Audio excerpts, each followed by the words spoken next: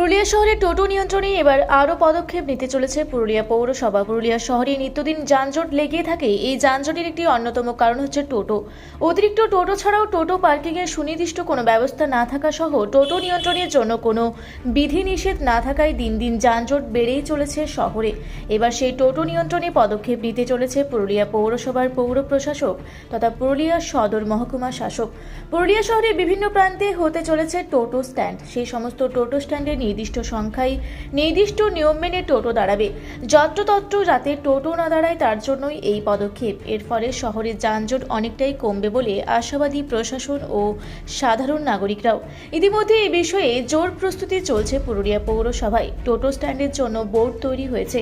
খুব শীঘ্রই টোটো স্ট্যান্ডের বোর্ড লাগবে শহরের বিভিন্ন জায়গায়, বিশেষ করে ভিক্টোরিয়া স্কুল মোড়, বাস স্ট্যান্ড, ট্যাক্সি স্ট্যান্ড, হাটের মোড়, গৌশালা মোড়, রাঘবপুর মোড় সহ শহরের বিভিন্ন গুরুত্বপূর্ণ এলাকাগুলিতে টোটো স্ট্যান্ড করা হচ্ছে।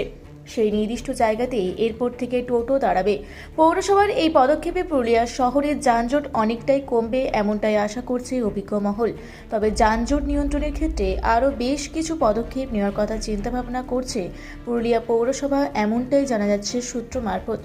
ইতিমধ্যে যানজট নিয়ন্ত্রণের জন্য ফুটপাত দখল মুক্ত করার ক্ষেত্রেও বিশেষ অভিযান চালানো হয়েছে। রাস্তার ধারে ফুটপাতে থাকা ব্যবসায়ীদের বিশেষভাবে সতর্ক করা হয়েছে। আগামী দিনে আরও এই ধরনের পদক্ষেপ চলবে বলে জানা যায়।